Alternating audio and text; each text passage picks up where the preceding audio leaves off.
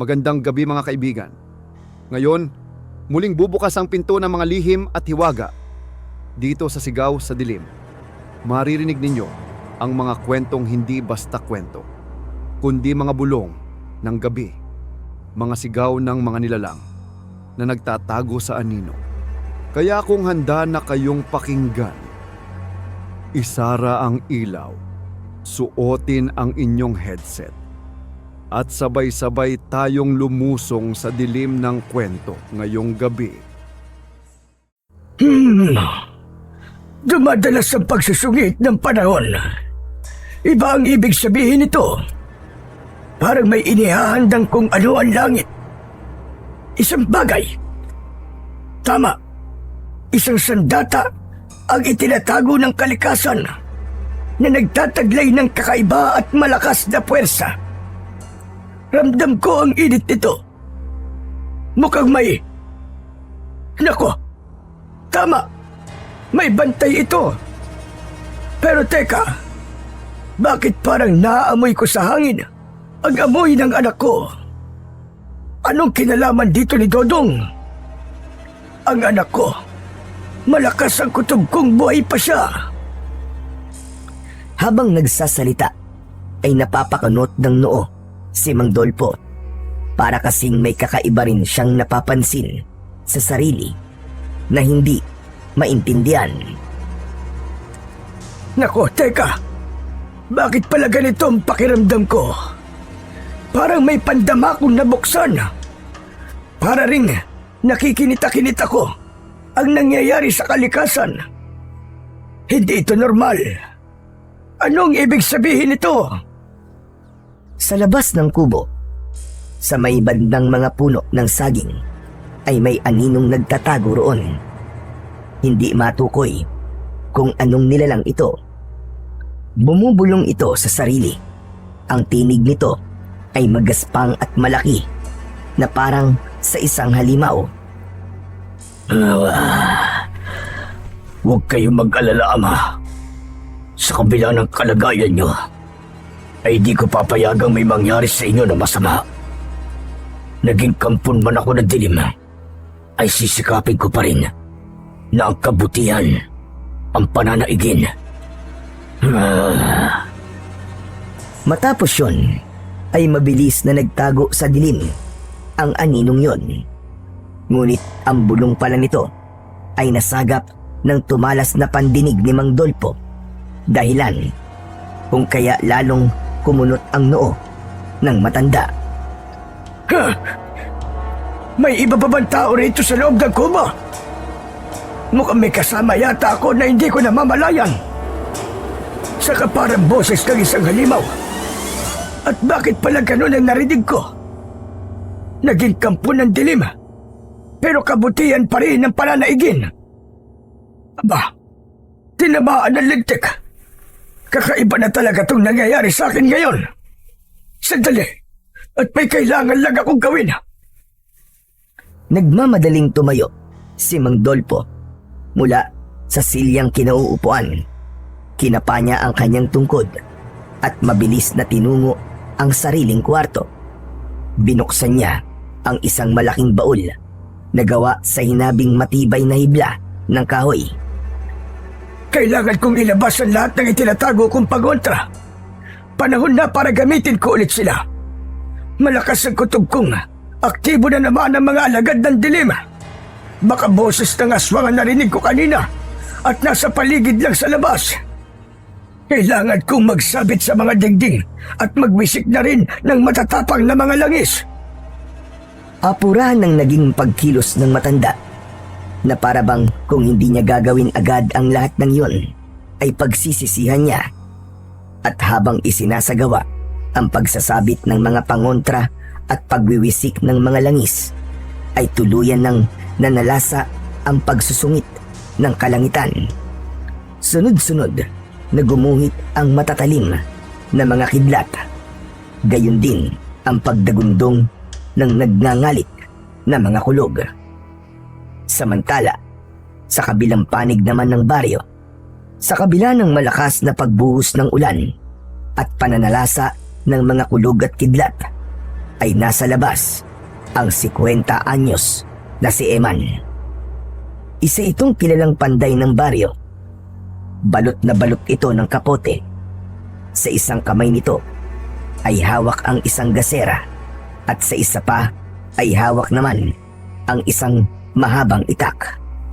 Sa bewang nito ay makikitang nakasabit ang ilang maliliit na mga botelyang may lamang mga langis. Malamang na mga pangontrang langis ang mga yon. Nasaan na kaya ang kutsilyong yun na ipinagawa sa akin ni Dodong? Kung bakit kasi hindi ko namataan kung saan banda yun tumilapon nang matapos ko yun. Sigurado akong may mutya ang kutsilyong yun. Pagkat mutsyang metal pala ang ibinigay sa akin ni Dodong. Yun ang sabi sa akin ng antingerong si Mangustim. Sigurado rin akong hindi titigil ang madalas na pagsusungit ng panahon hanggat wala pang nakakahanap sa kutsilyong yun. Ako ang dapat makakuha nun. Hindi ako makakapayag na mapunta yun sa iba dahil ako mismo ang gumawa nun. Walang ano-ano ay isang anino ng isang nilalang ang biglang kumaluskos sa bandang likuran ni Eman. Maririnig ang pag-atungal nito.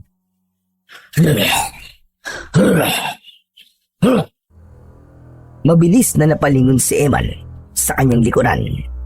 Nanlaki ang kanyang mga mata nang mahagip ng liwanag ng gasera ang bulto ng nilalang na yon. Aswang, sinasabi ko na nga ba? Maglilitawan na rin ng mga aswang dahil sa mutyang kutsilyo. Kailangan ko na talagang mahanap yun sa lalong madaling panahon. Hoy aswang! Hindi ako natatakot sa'yo. Sige, subukan mo lumapit at malilintikan ka. Matitikman mo kung gaano katalas ang dala kong itak. Sige, porbahan mo! Lumapit ka!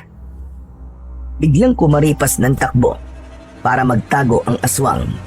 Ngunit habang papalayo ito, ay naririnig pa rin ni Eman ang sinasambit nito. Hindi mo makukuha ang kutsilyo. Ako ang bantay ng mutyag yun. Hindi ka karapat dapat para doon. Hayop na aswang na ito At sino ka para magsabing hindi ako karapat dapat, ha? Saka imposibleng maging ikaw ang bantay ng kutsilyo. Kailan pa nagkaroon ng bantay sa mutya na isa mismo ang aswang? Kalokohan mo! Sasagot pa sana ang aswang, pero minabuti na lang nitong mabilis na magtago. Sa sobrang bilis nito, ay halos hindi na nasundan ng tingin ni Eman. Ang hayop na aswang na yun, napakabilis. Paano ko masusundan yun?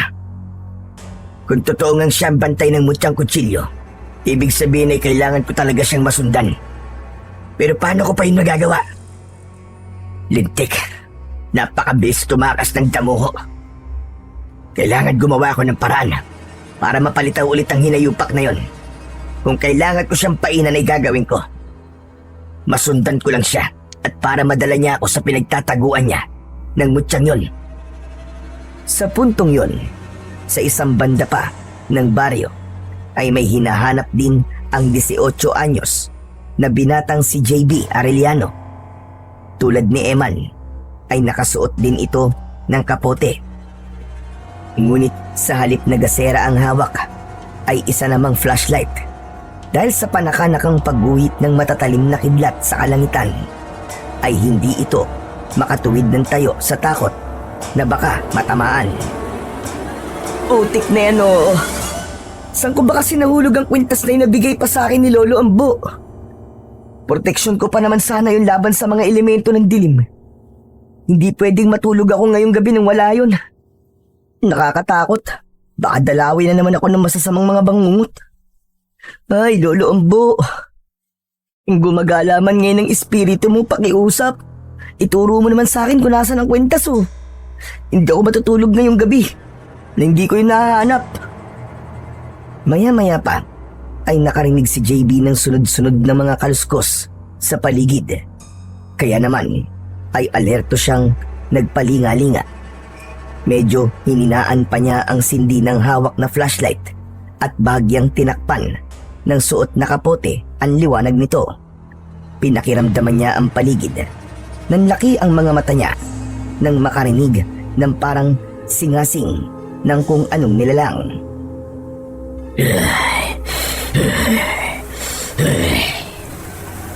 Diyos ko po, tunog kaya ng kung anong nilalang yun. Halimaw? Aswang? Diyos ko po, Panginoon ko. Lolo Ambo, protektahan mo po ako sa nakaambang panganib sa paligid.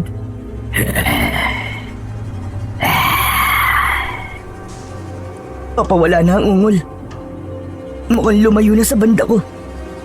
Naku, Lolo Ambo. Salamat po sa proteksyon nyo, ha. Pero kailangan ko pa rin mahanap ang kwintas nyo.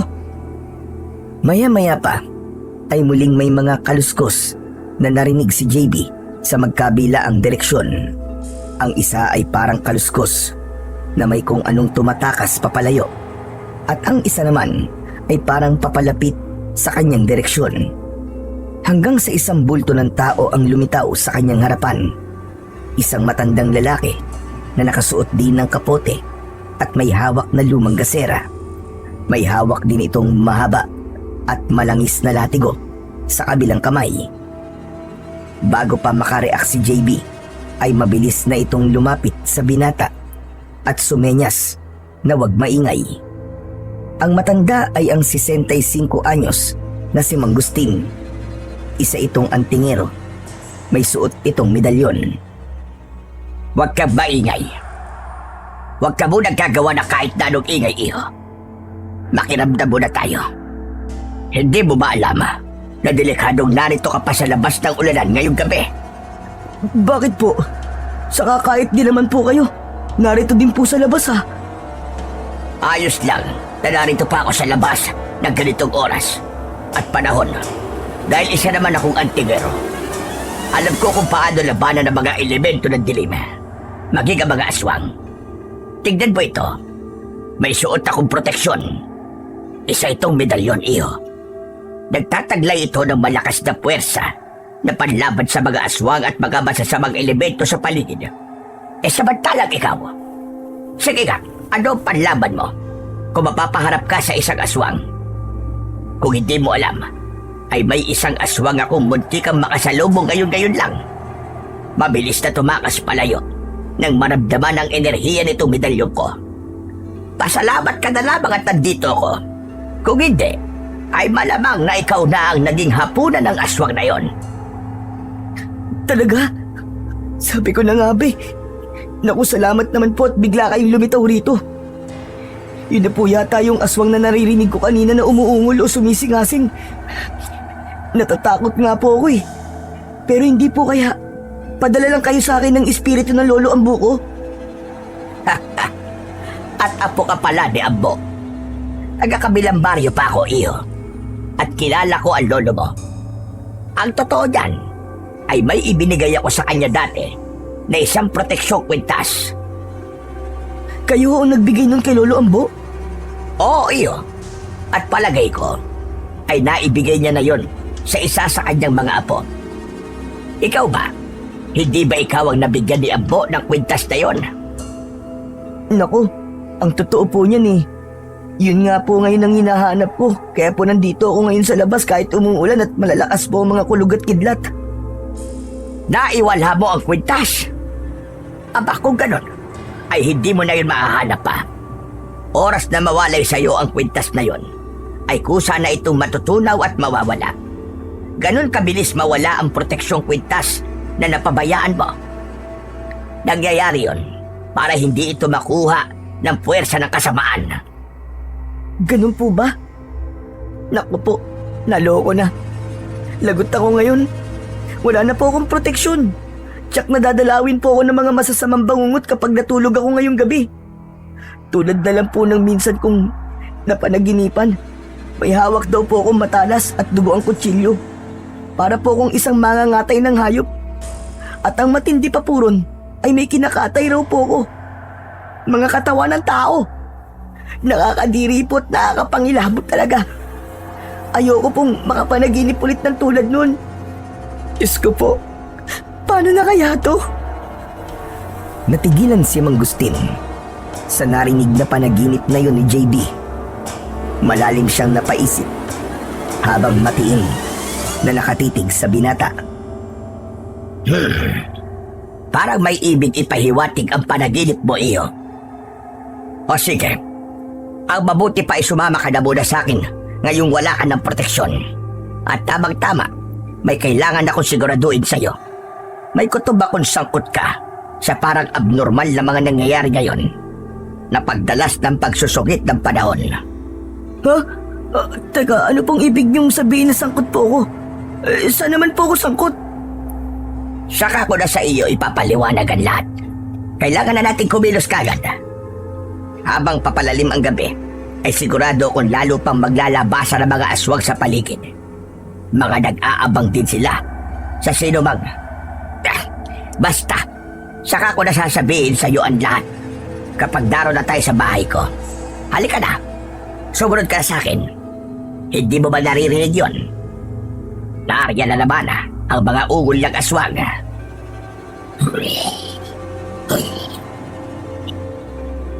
Naku, oo nga po no.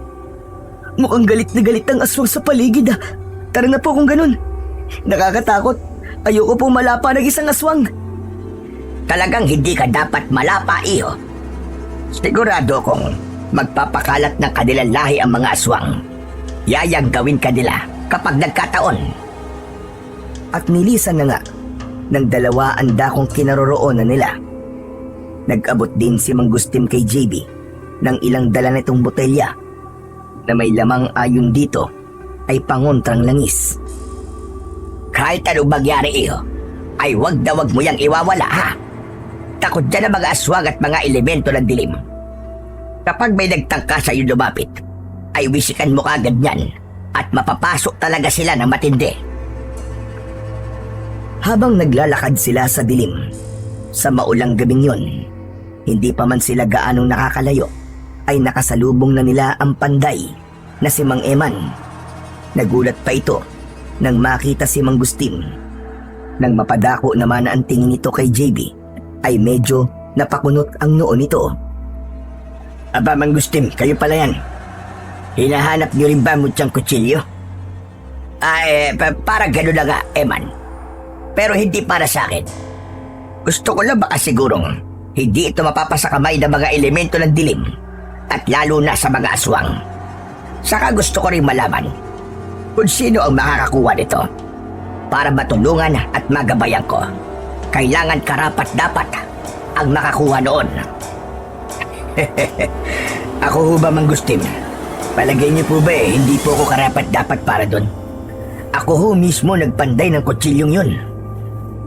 Saglit na natigilan si Mang Gustim at lihim na tinansya si Eman. Napansin ni JB ang pasimpleng pagmata ng matanda sa lalaking kaharap nila. Ay, sa ngayon ay hindi ko pa masasabi, Eman. Hindi rin natin alam kung paano pumili ang mutya. Pero kung sakaling karapat-dapat ka, ay mabilis mo lang yung mahanap. Ang mutyang kutsilyo mismo ang gagawa ng paraan para makita mo itong muli. Kaya nga po inahanap ko rin, Mang Gusting eh.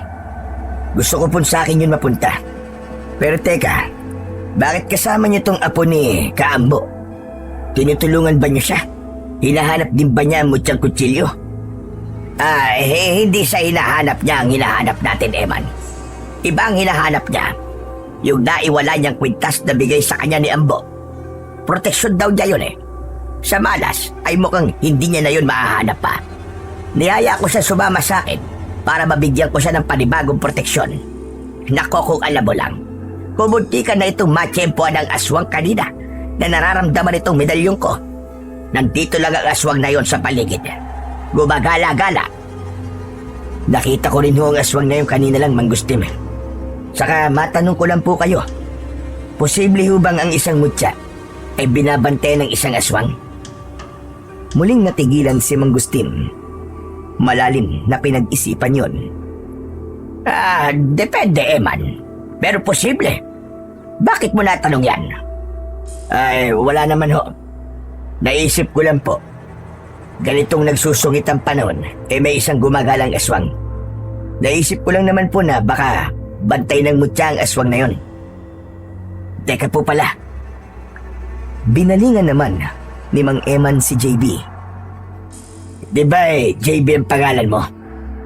At ang bahay niyo ng lolo mo ay doon malapit sa sapa. Tama ba? Oo, tama po. At kayo naman po si Panday Eman, di po ba? Magaling daw po kayo na panday. Aba, mabuti naman pala at kilala mo ko. Siya nga pala. Kapag nakapulot ka ng kakaibang kutsilyo na malapad, kung pwede ibigay mo sa akin. Ako kasi ang gumawa nun. May parte pa nun na kailangan kong puliduin. Ibigay mo sa akin. Biglang natigilan si Eman sa pagsasalita. Nang walang ano-ano ay gumuhit ang isang napakatalim na kidlat at tumama malapit lang sa kinaroroonan nila. Doon sa may bandang Talayban. Nakarinig din sila ng parang mahinang pagputok na para bang may kung anong sumambulat. Kasabay nito ay malakas na singasing ng isang aswang.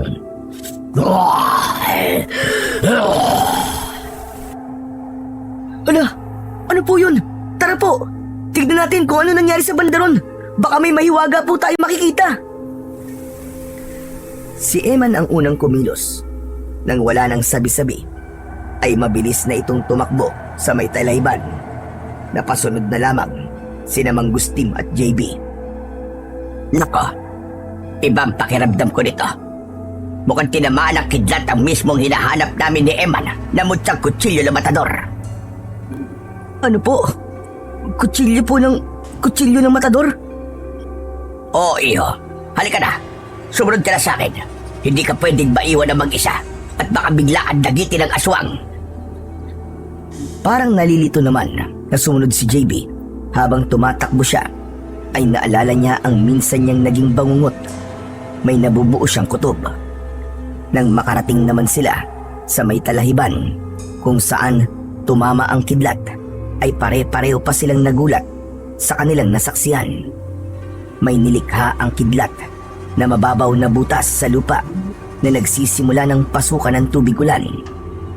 Ang tubig na pumapasok dito ay umuusok at kumukulo. Marahil ay dahil sa init na dulot ng impact ng kidlat.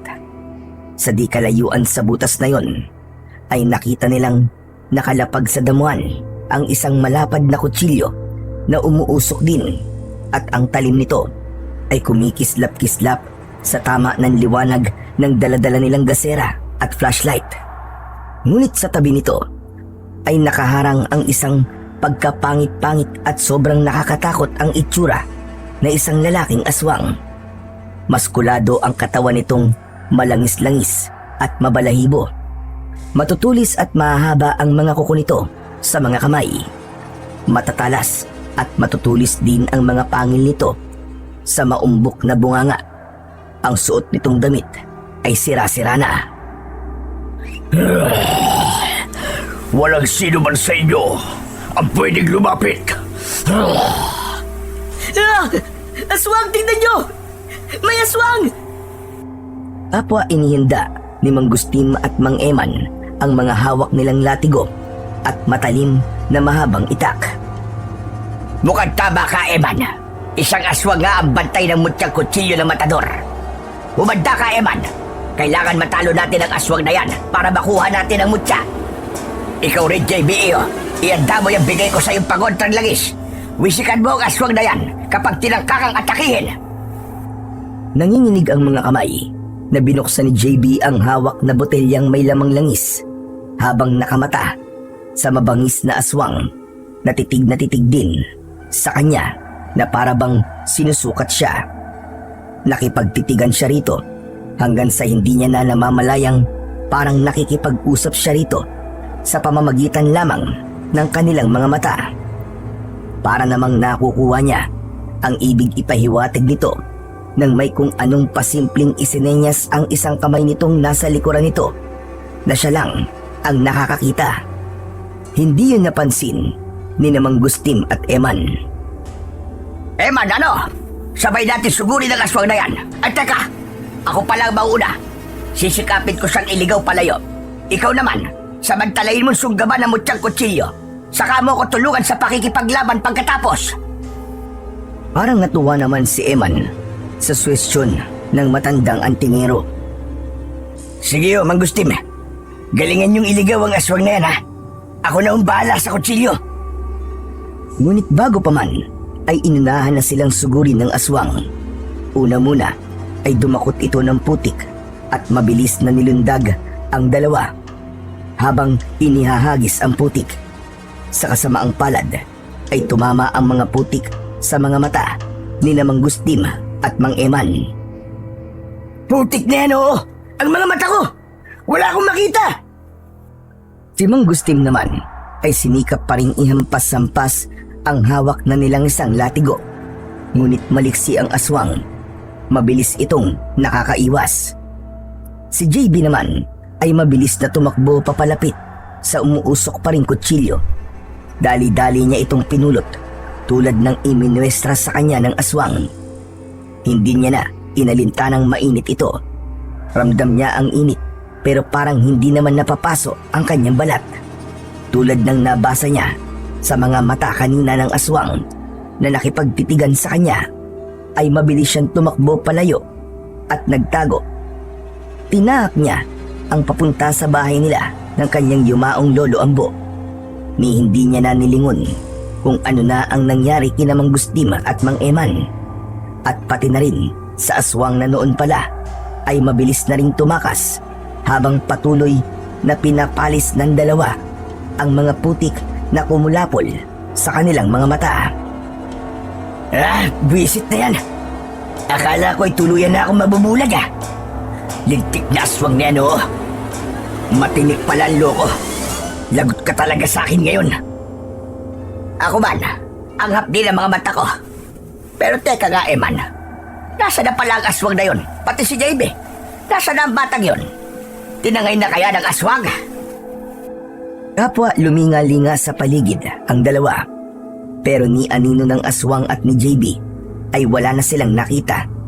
Maya-maya pa ay sabay pa silang napalingon sa banda kung saan nakalapag kanina ang mutyang kutsilyo. Aba, nasa na pala yung kutsilyo, Mang Gustim? Wala na pala sa banda ron. Malamang ay tinago ulit ng aswang na yon. Pero mas inaalala ko ay yung apo ni Ambo. Sigurado kong hindi pala yun basta-basta matatakay ng aswang na yon. Binigyan ko siya ng matapang na langis na pangontra. Imposibleng mga asang aswang na lapitan siya. Kung ganun ho, ay baka ang JB na yun ang pumulot sa mutyang kutsilyo. Nako, kailangan mapuntahan natin siya para mabawi kong kutsilyo ni Dodong. Kutsilyo ni Dodong? Sinong Dodong? Ibig sabihin, ay siyan talagang may-ari doon. Oo, Mang Gustim. Siyang mataderong nagpagawa sa akin nun mula sa isang piraso ng hindi ko batid na piraso ng batong metal na sabi nyo nga ay dati mutya pala. Walang ano-ano ay biglang natigilan sa pag-uusap ang dalawa nang makarinig sila ng kakaibang ugong na papalapit sa kanilang direksyon. Teka, anong ugong yon? Naririnig mo rin ba, Eman? Palakas ng palakas ang ugong na sinundan ng mabibilis na mga kaluskos. Ang mga kulog at kidlat noon ay tumigil na. Tanging mahinang ulan na lang ang nananalasa pa. Teka, nakakarinig ako ng mga atungal. Kayo ba, Mang Gustim? Mukhang naglabasa na ng tuluyan ng mga aswang. Malamang na nagtawag ang aswang na nakaharap natin kanina. At isa lang ang ibig sabihin nito. Tuluyan lang may bago ng Panginoon, ang mutyang kutsilyo. Sak na si JB ho nakakuha, Mang Gustim. Sinamantala ng batang yun ang sitwasyon natin kanina. Kailangan ko siya mapuntahan kagad ngayong gabi rin ito. Kikilos na sana kagad si Mang Eman para puntahan si JB. Pero hahakbang pa lang sana siya nang mapansin niyang napapalibutan na pala sila ng mga aswang. Isa-isang naglitawan ang mga ito sa kahit saang direksyon. Anak ng teteg, humanda ka, Eman. Mapapalaban tayo ngayong gabi. Taluin mo ang botelya ko para may pangontra ka. Pahiran mo na rin yung dalawang itak. Magmadali ka! Nang gabing yun ay matinding napalaban ang dalawa sa ilang mga aswang na pumalibot sa kanila. Ang nangyari ay naging todo ingat ang mga aswang na matamaan ng itak at latigo ni Mang Eman at Mang Gusting. Gigil na gigil man ang mga ito. Nadambahin ang dalawa ay para namang may tinitesting lang ang mga ito, lalo na kay Mang Eman. Marahil ay inaakala ng mga ito na si Mang Eman ang nakakuha ng mutsyang sandata. Yun ang mahabang itak mismo na hawak niya, ang pinaka-iniiwasan ng mga aswang. Hanggang sa unti-unting nag-atrasan ang mga aswang, naiwan namang nagtataka ang dalawa na may natamong ilang kalmot sa katawan. Samantala ng gabing yun, sa kubong kinaroroonan naman ni JB, sa labas nito ay makikitang umaaligid ang kaninang lalaking aswang na nakaengkwentro nila sa bandang una. Halatang hindi ito mapakali. Palinga-linga ito sa paligid na parang may kung anong pinangangambahan.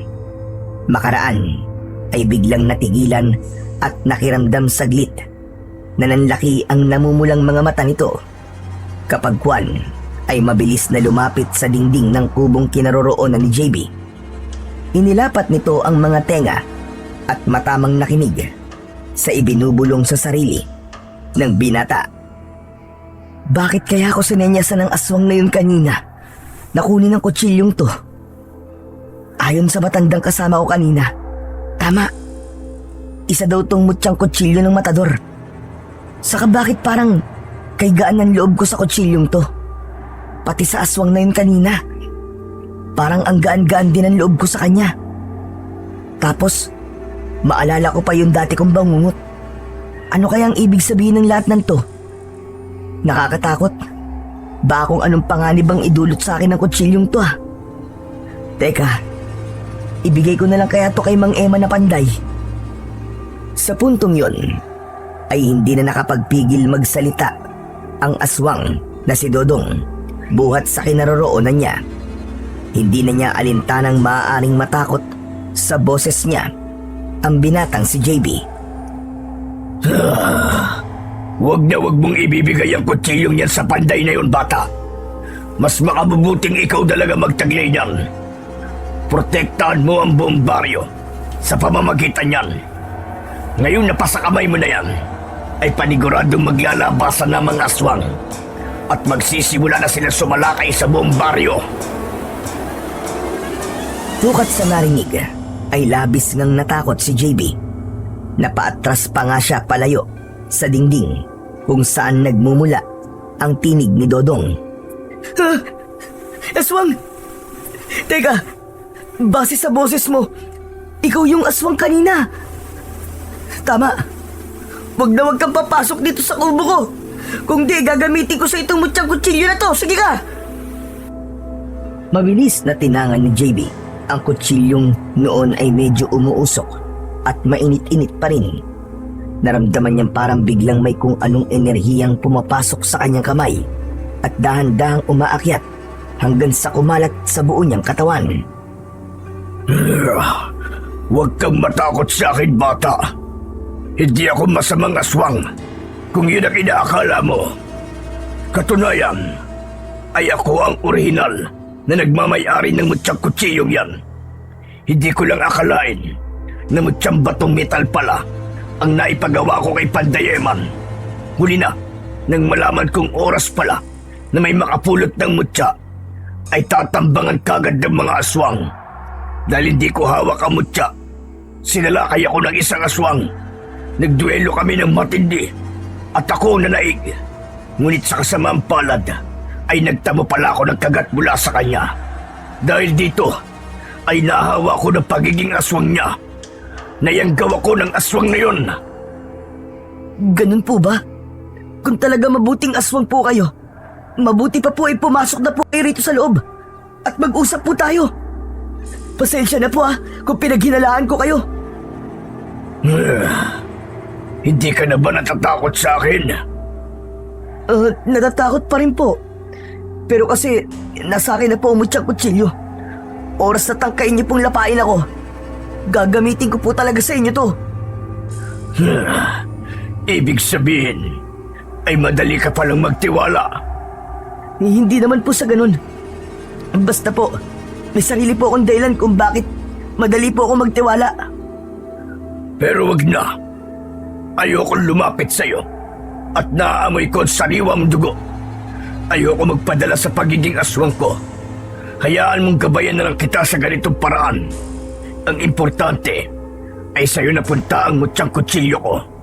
Hindi dapat yan mapunta kay Panday Eman o kahit sa antingerong si Mangustim. Po? Pero bakit hindi po dapat to mapunta sa kanila? Napag-alaman ko kasing may masamang balak si Panday Eman kung bakit gusto niyang makuha ang mutyang kutsilyo na yan. Kapag naging makapangyarihan siya ng dahil sa kutsilyo na yan, maghahari-harian siya sa mga aswang. Ganon din ang pakay ni Mangustim. Isa siyang masamang antingero. Pero si Mangustim po nagbigay sa lolo ang buo ng proteksyong kwintas. Palagay ko po hindi naman po siya masamang antingero. Hindi totoong proteksyon ang kwintas na yun. Sa lihim kong pagmamanman kay Mangustim, ay napag-alaman kong gumagamit din pala siya ng kapangyarihang itim. Pinagsasama niya ang pagiging antingero niya at ang kapangyarihang itim. Kaya wag kang magkakamaling magtiwala kaagad-agad kahit na sino sa kanilang dalawa. Sa kanyang mga napag-alaman ay napapaisip ng malalim si JB. Habang nag-iisip ay napapakamot siya sa kanyang baba at naniningkit ang kanyang mga mata. Hayaan niyo po pag-iisipan ko po mga sinabi niyo. Pero ngayong aswang na po mismo kayo. Ano po ba ang balak niyo? Ganito bata, ano nga palang pangalan mo? JB po. JB po ang pangalan ko. Kayo po ba? Dodong naman ang pangalan ko. Makinig ka. Ganito JB ang dapat nating gawin.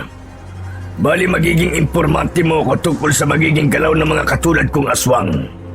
Kailangan matalo mo sila, lalo na kanilang pinuno. Saka may ipapakiusap pala ako sa'yo.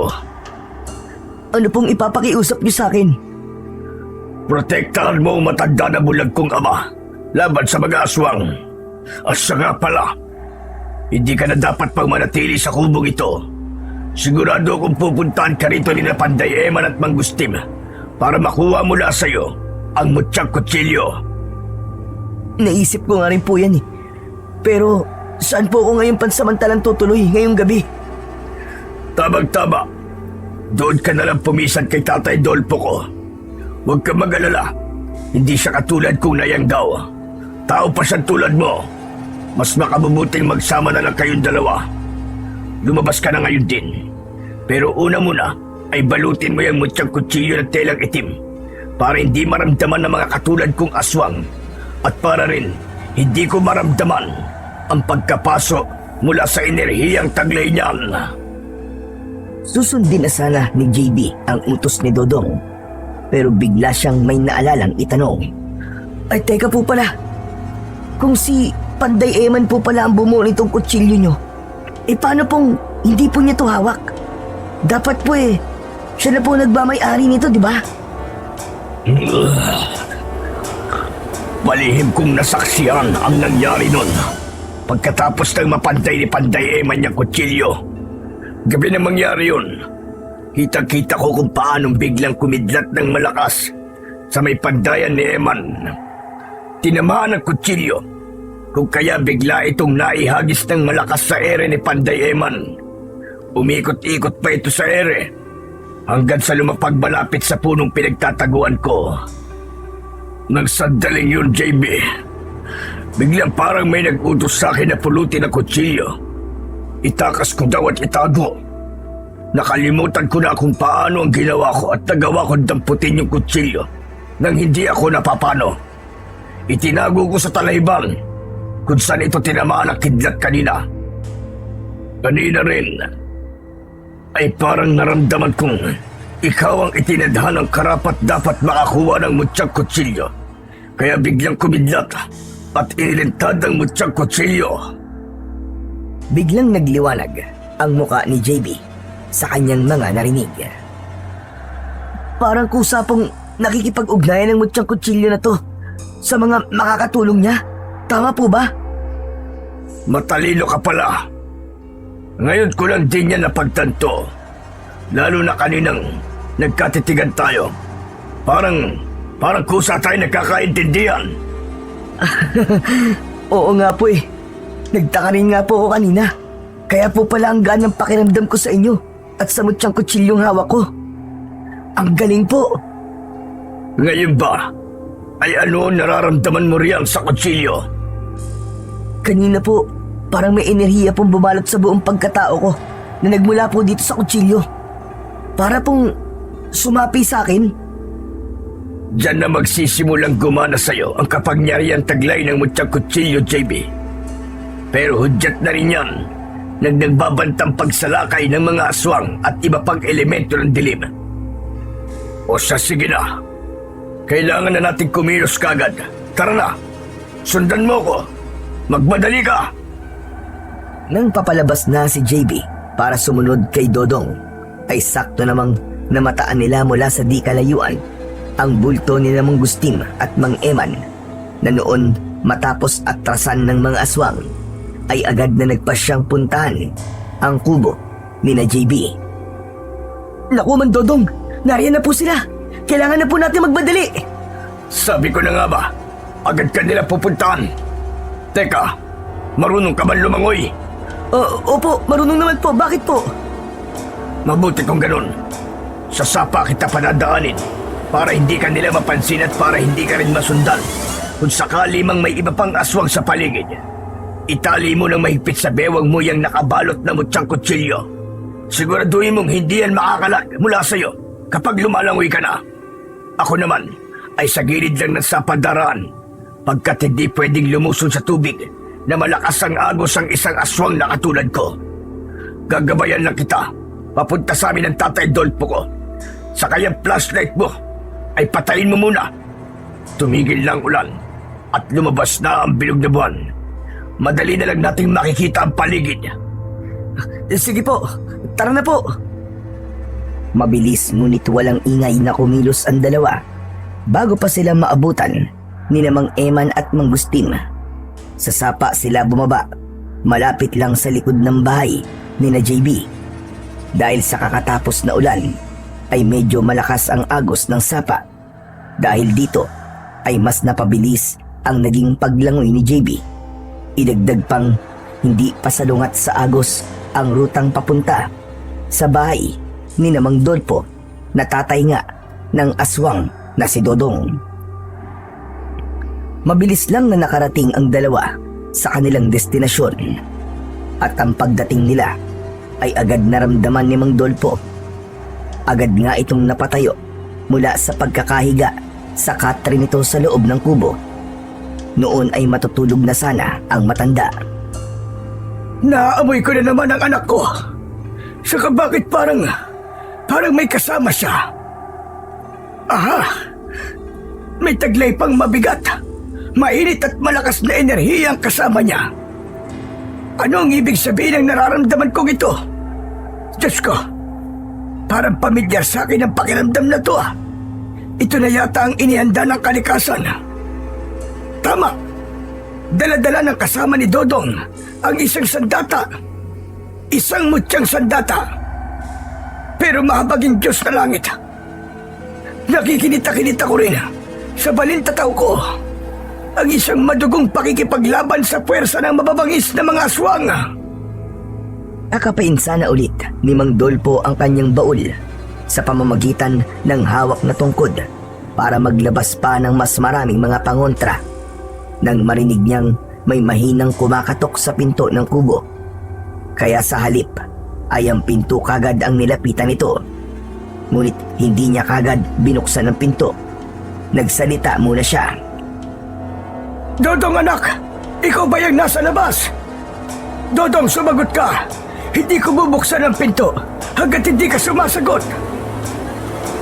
Tumikhim muna si Dodong sa tangkang ibahin ang boses at ibalik sa dati.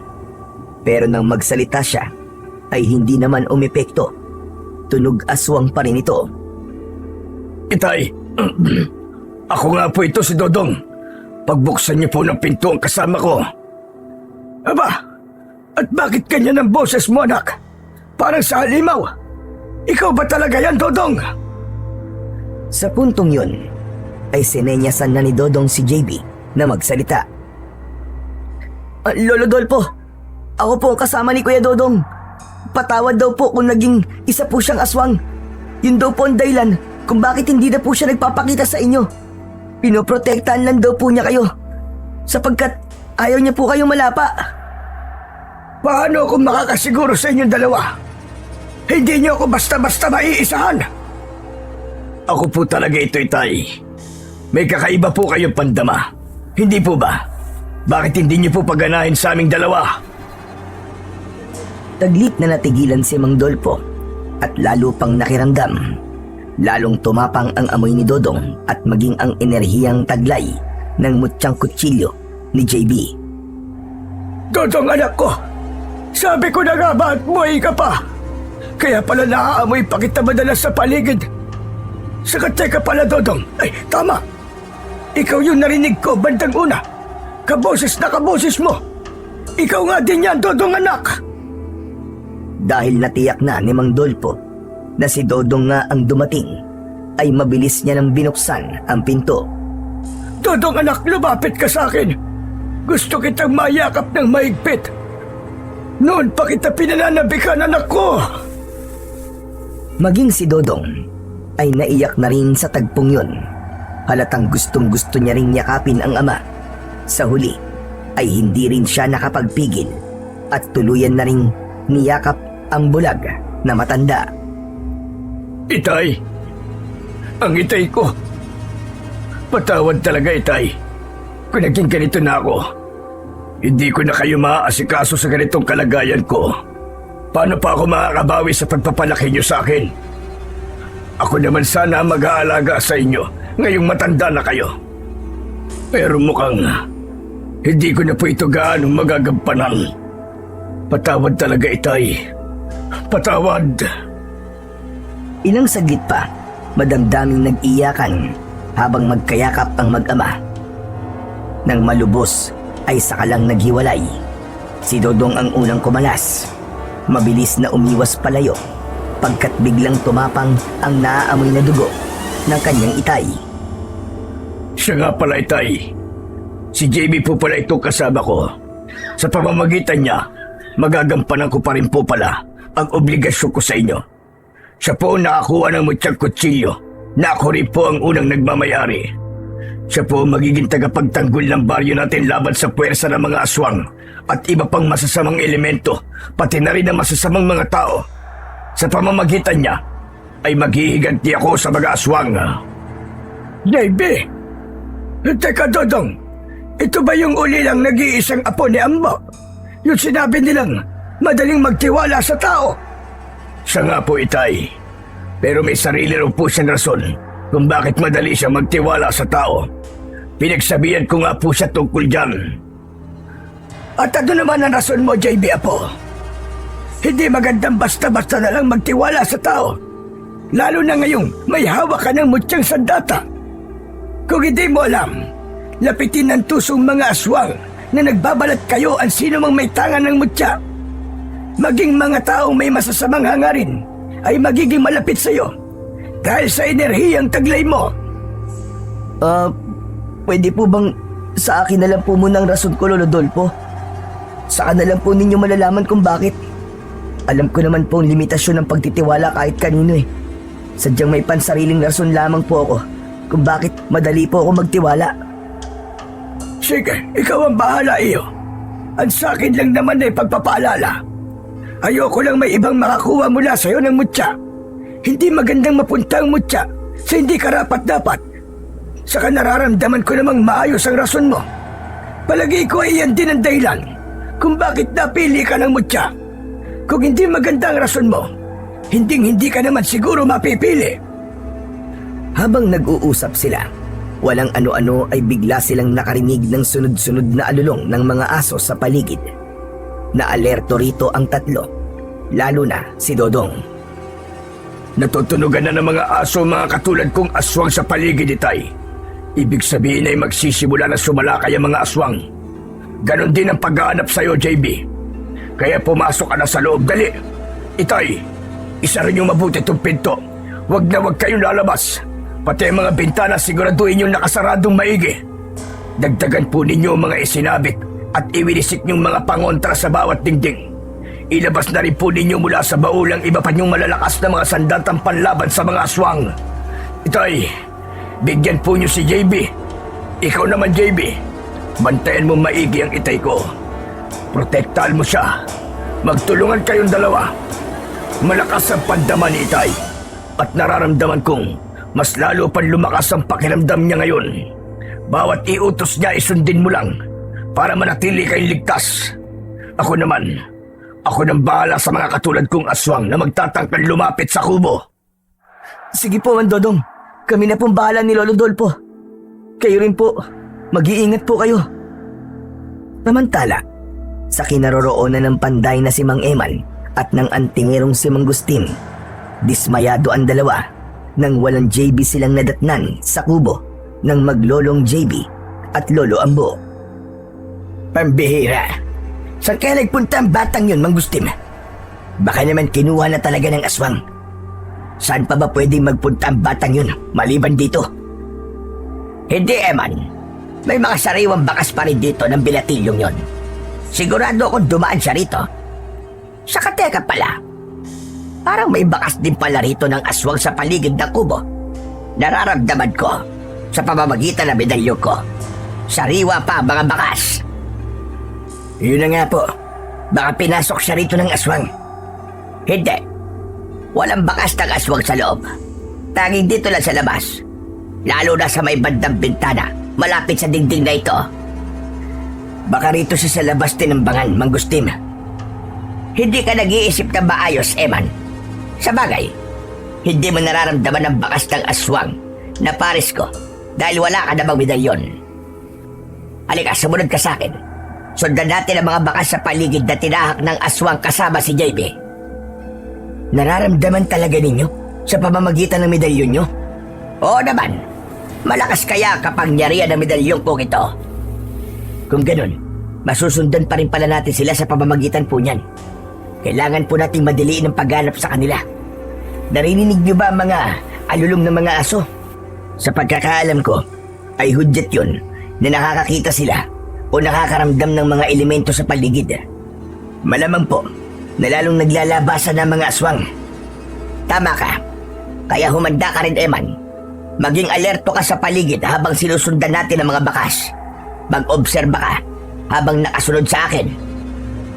Sa sapa nakarating ang dalawa kung saan dumaan sina JB at Dodong. Bakit dito tayo napadpad, Mang Gustin? Huwag niyong sabihing dito sa sapa sila dumaan. Putek na yan. Ganun na nga. Dito sila dumaan. Ang iniisip ko lang ay paano kayang nakalusong dito ang aswang. Baka sinadya ni JP na dito lumusong dahil alam niyang hindi siya tatangkaing sundan ng aswang. Teka ho, wala na po ba kayong nararamdaman bakas ng aswang sa paligid dito? Kinapang maigi ni Mang Gustin ang suot na medalyon at nakiramdam ng maigi. Teka, meron pa palang ibang bakas sa paligid. Sandali at titiyakin ko lang kung saan banda. Dito, Eman. Sa gilid pala ng sapa dumaan ang aswang. Sinundan pa rin ito si JB habang lumalangoy sa tubig. Sundan ho natin. Ganun na nga ang ginawa nila. Sinikap nilang sundan ang rutang tinahak ni Dodong sa matalahib at masukal na gilid ng sapa hanggang sa napapamurang biglang napatigil si Mang Gustin. Anak nang, biglang dumami na ang bakas na mga aswang sa banda rito, Eman. Hindi na lang iisang aswang ang dumaan dito. Marami. Alerto ka, sapagkat posibleng gumagala-gala lang sila sa banda rito. Ibig sabihin, ay hindi na po natin masusundan kung saan posibleng nagtatago si JB. Hindi na po natin maaagaw ang mutsang kutsilyo. Baka gumana na po sa kanya ang kapangyarihang taglay nito. Hindi yung basta-bastang gagana sa kanya, Eman. Kahit lumipas ang isang gabi, kahit kinabukasan pa, ay may tsansa pa tayo mabawi yun sa kanya. Saka baka nakakalimutan mo ng antingero ko. Kaya kong kontrolin ang mutyang yon sa pamamagitan nitong medalyon ko. Ganun po ba? Kung ganun bukas na lang po natin siya hanapin. Ganitong mahihirapan tayo ngayong gabi. Teka ho pala. Parang malapit na ho pala tayo sa ilang kabahayan dito malapit sa Sapa. Mabuti pa ho, makisilong na muna tayo sa pinakamalapit na bahay. Ayun ho, Mang Gusting. May kubo sa banda ron. Naku, tama. Kubo po yata yun ni Dodong mismo. Ano ka mo?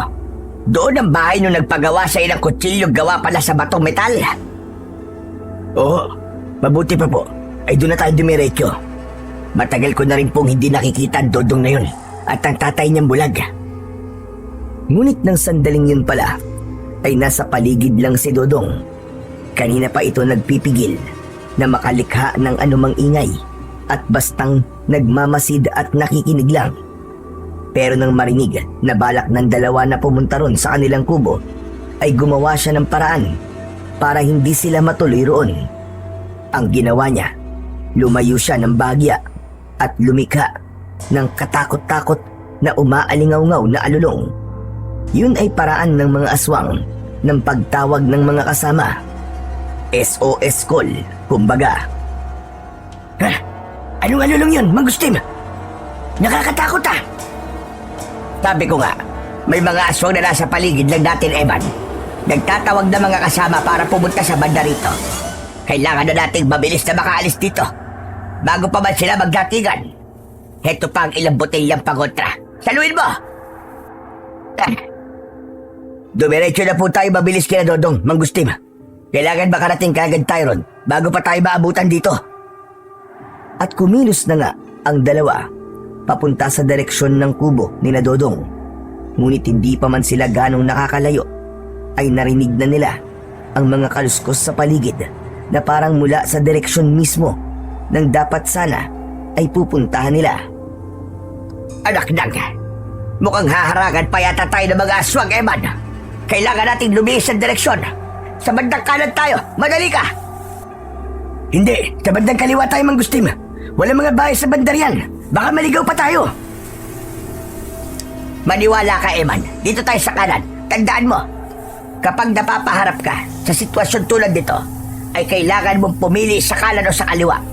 Palaging ang kanan ang pipiliin mo. Kahit wala po mga kabayan sa kanan? Kahit pa. Saka mas madaling tumakas sa mga walang harang kaysa sa mga kabayan. Mas madali tayo masasakote. Ano pang hinihintay mo? Sumunod ka na sa akin. Nariyan na mga aswang. Bahala ka kung ayaw mo sumunod. Tandaan mo, may proteksyong medalyon ako, samantalang ikaw ay wala. Hindi sapat ang hawak mong mahabang itak at ilang botelya ng pangontrang langis. Marami ang mga aswang na paparating, baka akala mo.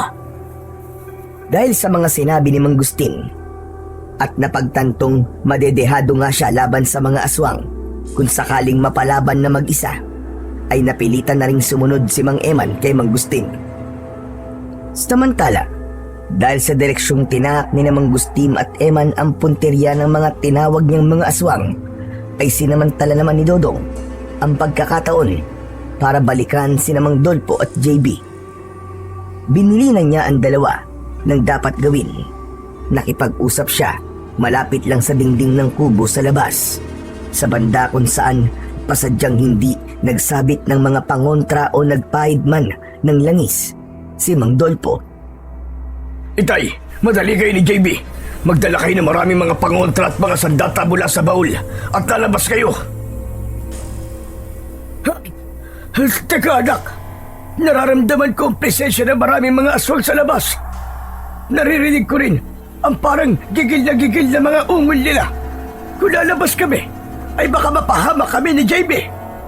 Mas lalo po kayo mapapahamak kung mananatili po kayo rito, Itay. Katunayan, ay dito nga po sana sisilong sila Mang Gustim at Panday Eman. Nakita ko sila at narinig ko ang pag-uusap nila sa may sapa kanina. Kaya ang ginawa ko po ay iniligaw ko sila sa pamamagitan ng pagtatawag ng mga aswang sa bandang kinaroroonan nila. Sigurado rin po ko na bukas din ay pupunta pa rin dito sila Mang Gustim at Panday Eman. Ganun ba? Saang ligtas na lugar naman kami pupunta ni JB sa ganitong pagkakataon? Sumunod po kayo sa akin, Itay.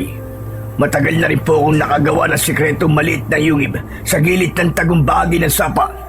Sinadya ko pong ihanda yun para po talaga sa inyo bilang pagtataguan ko sa inyo para ligtas kayo sa laban ng mga aswang. Sigurado ka bang ligtas kami ron, anak? Opo, itay. Inihanda ko po yung maigi at sigurado kong walang sino man na makakahanap noon ng basta-basta. Ang pasukan nito ay tinakpan ko ng makakapal na baging na halaman. Sige na po, itay. Maganda na kayo. Kailangan samantalahin na natin ang pagkakataon habang abala ang mga aswang sa banda nila Mang Gustim at Eman. JB, tulungan mong madali si itay. Umilos na ang dalawa. Inutusan ni Mang Dolpo si JB na magbuklat sa kanilang aparador at maghanap ng kumot na kulay itim na siyang ipambabalot nila sa mga dadalhin na mabubuhat lamang nila. Telang itim ang kailangan para ang amoy ng mga pangontrang langis ay makulob at hindi sumingaw para hindi maamoy ng mga aswang sa paligid. Nang matapos naman ang kanilang paghahanda ay sinabihan ni Mang Dolpo si Dodong. Ito, anak. Handa na kami ni JB para lumabas. Bubuksan na namin ang pinto. Abangan mo kami. Sigurado po ba kayo wala na kayo nalimot ang dalhin, itay?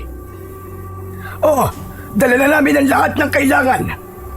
Ikaw, JB, kumusta ang sukbit mong mutyang kutsilyo? Narito po sa akin, Mang... pwede po bang Kuya Dodong na lang pong itawag ko sa inyo? Walang problema sa akin. Sige lang. Bantayan mo maigi ang kutsilyo mo. Hindi mo dapat mawala yan. Saka wala ka bang nararamdamang kakaiba riyan? Meron, Kuya Dodong. Kanina po, nararamdaman kong umiinit at parang kumikibot-kibot po sa may tagiliran ko. Nako, senyalis na yan ng nagbabantang panganib na mangyayari kung magtatagal pa tayo rito. Paano, tara na. Sumunod na lang kayo sa akin. Ingatan yung bawat pagakbang. Hanggat maaari ay iwasan yung gumawa ng ingay. Alalayan mo maigi si itay, JB. Opo, Kuya Dodong. Huwag niyo po kaming alalahanin. Sa kasabi mo nga po, ay malakas naman ang pakiramdam ni Lolo Dolpo. Ang tinaak nilang daan ay patungo na naman sa sapa. Sa mababaw na bahagi ng sapa, lumusong sina Mang Dolpo at JB habang nakasunod sila kay Dodong na nasa gilid naman ng pangpang dumaan. Dodong, anak, malayo pa ba ang sikretong yungib na sinasabi mo? Hindi naman po ganun kalayo, itay. Huwag kayo mag-alala. Hindi tayo ganun magtatagal. Maya-maya lang po, ay naroon na tayo. Patuloy na kumilos ang tatlo hanggang sa maya-maya pa ay biglang natigilan si Mang Dolpo. Nagdali, Dodong, anak. May nararamdaman akong presensya ng ilang aswang sa paligid. Naiiba ang enerhiya nilang taglay kumpara sa'yo. Naaamoy ko rin sila. Mas matapang ang kanilang mga amoy. Naku po, palagay ko ay mga aswang na mas mataas ang ranggo. Baka mga alipores mismo na pinuno ng mga aswang. Kapwa kinilabutan sina Mang Dodong at JB sa kanilang narinig. Saan banda po ang direksyon nila, itay? Baka kailangan nating lumihis ng ruta. Mukhang pasunod sila sa atin, anak. Parang may kung anong bagay silang natuntun mula sa atin. Hindi kaya natuntun nila ang mutyang kutsilyo ni JB? Nako, teka po at kakapain ko lang po ang kutsilyo. Nalihis po pala ang balot nito. Kaya Dodong, medyo nalantad ang ilang parte. Sandali, aayusin ko lang po ang pagkakabalot. Madali ka, JB. Ilubog mo sa tubig. Sa ilalim ng tubig mo ayusin para mailigaw kung ano ang sumisigaw mula riyan. Bilisan mo at kakailanganin na rin nating magmadaling makalayo buhat dito. Ngunit habang ginagawa yun ni JB, walang ano-ano, ay biglang napasigaw si Mang Dolpo nang may maramdaman sa paligid. Bang anak, sa likod ka ni JB. May aswang sa bandang likuran niya. Pagkasigaw pa lang ni Mang Dolpo, ay bigla na ngang may isang aswang ang padambang lumundag sa may likuran ni JB. Ang binata sana ang sunod-sunod na makakalmot ng matutulis at matatalas na mga kuko nito. Kung hindi lang naunang lumundag si Dodong. Si Dodong sa halip ang nakasalo ng mga kalmot ng aswang. Sumingasing na naglaban ng dalawa.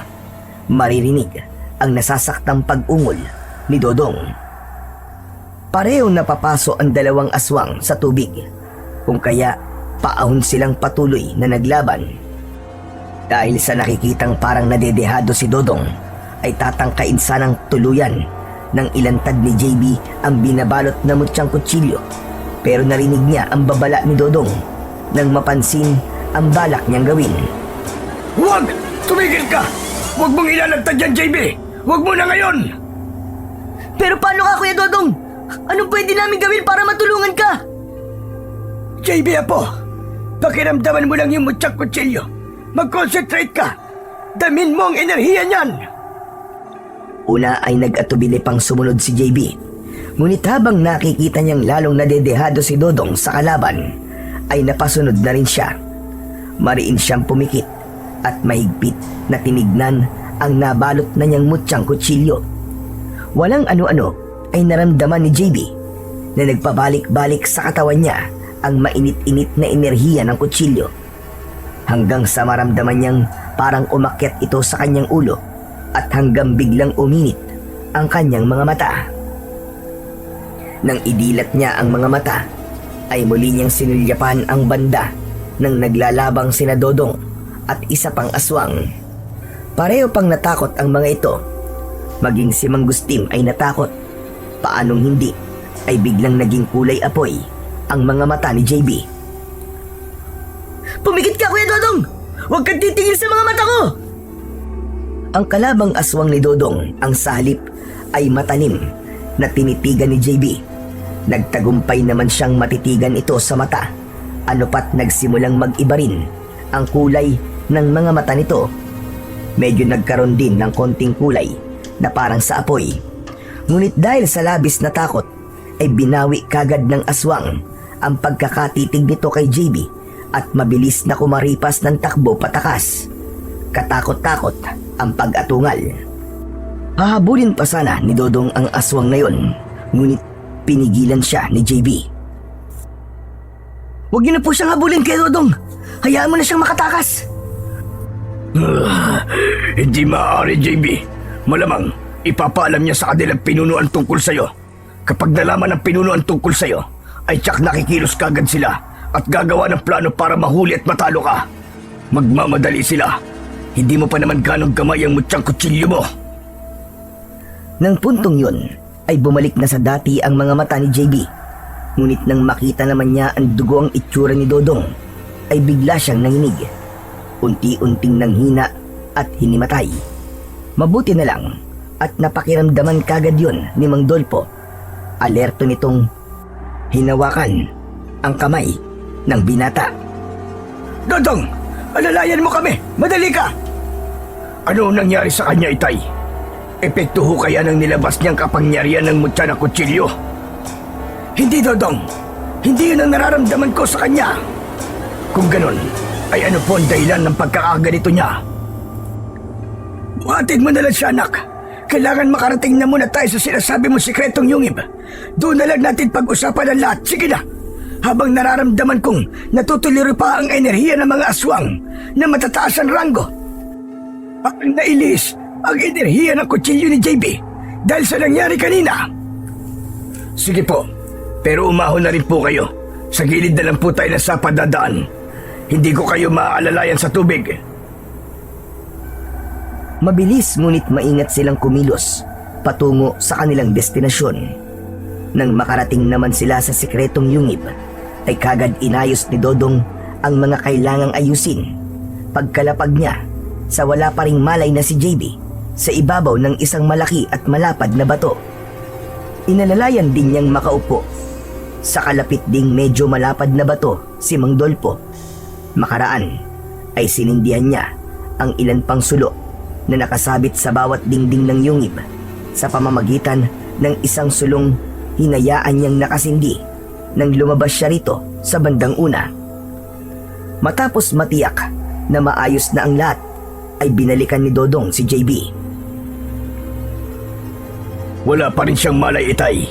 Pero humihinga naman siya at ayos naman ang tibok ng kanyang puso. Teka, lumayo ka na muna sa kanya, Dodong, at baka matuksukan lapain siya. Alalahanin mong Hindi ka na normal na tao. Nang sandaling yon ay biglang nagtaka si Dodong sa napansin sa sarili. Teka po pala, Itay.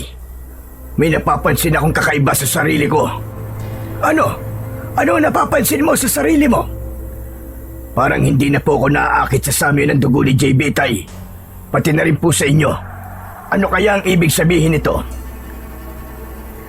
Baka dahil lang dyan sa amoy ng sarili mong dugo. Maanong himuran mo pala yung mga sugat mo para muling maghilom? Ang alam ko ay agad na maghihilom ang sugat ng isang aswang kapag hinimuran nila ito. Ginawa nga yun ni Dodong, pero lalo lang siyang nagtataka sa sarili. Dahil kahit hindi niya na naaamoy ang sariling dugo at sariwang dugo na ni JB at Mang Dolpo ang naaamoy, ay hindi pa rin siya naaakit o natatakam sa mga ito.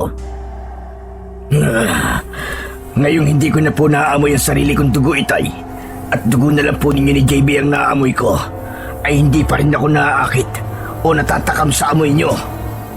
Teka, pakikiramdaman nga kita saglit. Baka kung ano ng kalokohan ang nangyayari sa'yo. Baka kagagawa ng aswang na dumamba sa'yo kanina. Baka kinargaan ka ng kung anong mapagkunwaring kamandag.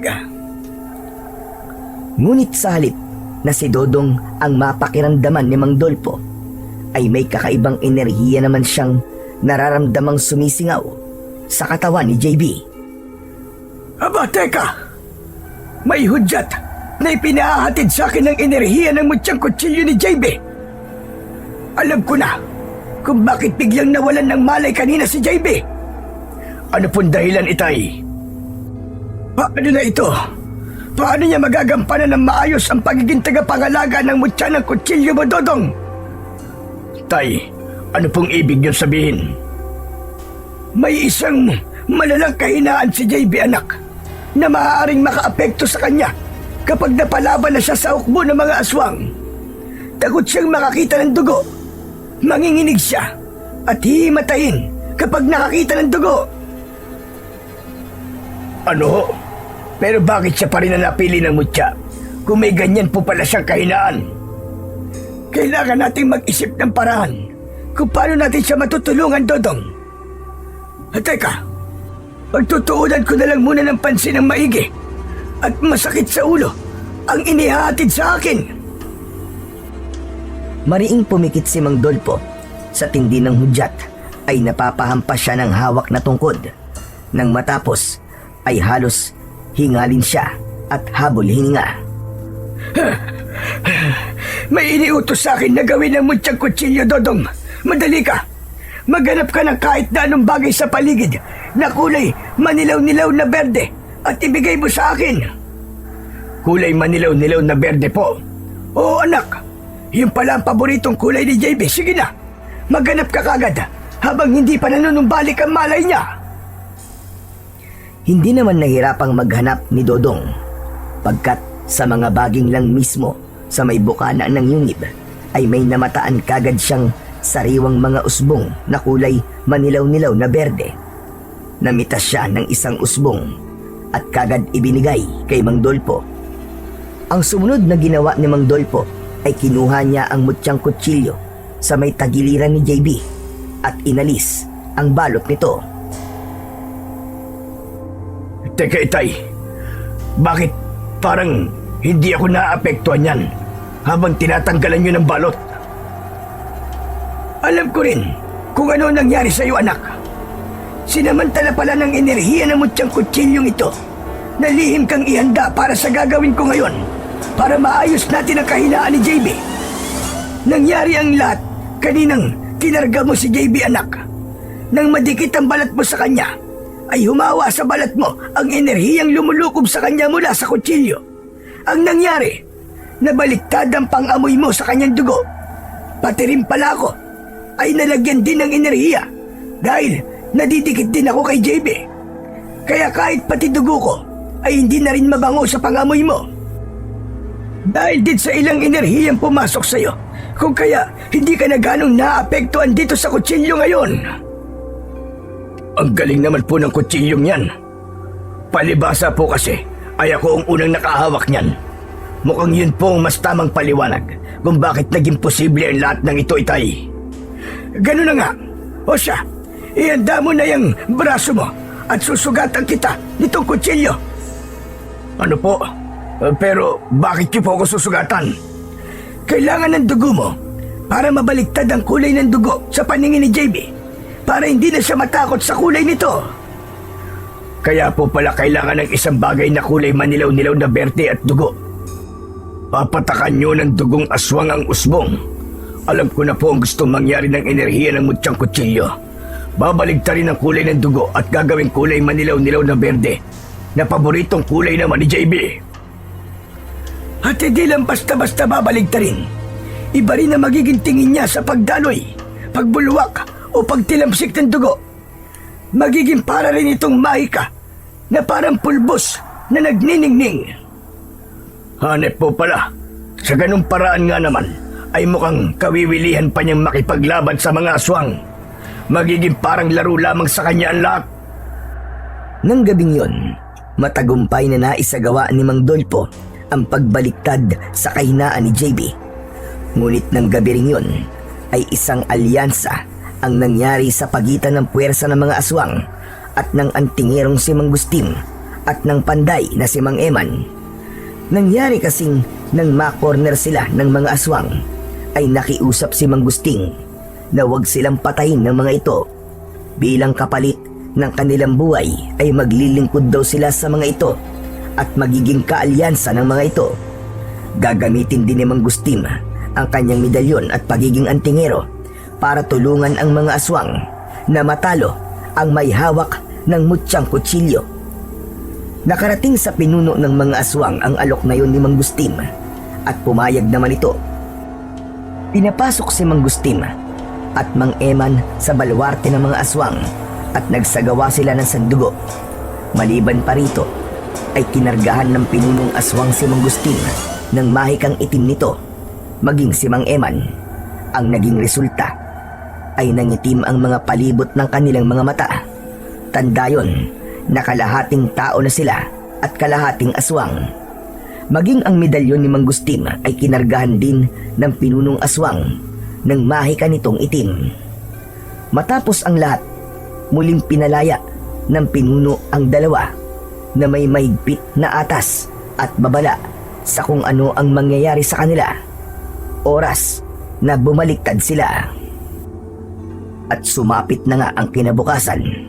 Sa loob ng sikretong yungib na kinaroroonan ni na JB, Dodong at Mang Dolpo ay makikitang aligaga at alalang-alala si Dodong. Maging si Mang Dolpo ay napakunot ng noo. Ano ka ba? Nawawala si JB? Sigurado ka ba, Dodong? Oo, Itay. Kanina ko pa siya hinahanap sa palibot nitong yungib. Pero kahit anino niya ay wala. Gamitin nga po ninyo ang kakaibang talas ng pandama nyo at baka matukoy nyo po kung nasaan siya. Nag-concentrate naman ng maigi ang matandang si Mang Dolpo at pinagana ang kanyang ikapitong pandama. Nako, hindi maaari. Wala nga rito si JB, anak. May natutuntun akong bakas ng enerhiya ng kanyang mutya, pero parang napakalayo nito mula rito. Pambihira. Saan kaya nagpunta ang batang yon? At dito nagtatapos ang ating kwento ngayong gabi. Kung nagustuhan ninyo ang karanasang ito, huwag kalimutan ang Sigaw sa Dilim, ang tahanan ng mga kwentong nag-iiwan ng takot at tanong sa inyong isipan. Mag-subscribe, i-like at i-share ang video na ito para mas marami pang marinig ang mga bulong ng dilim. Hanggang sa muli. Ingat kayo sa gabi, sapagkat hindi lahat ng ingay sa dilim ay guni-guni lamang.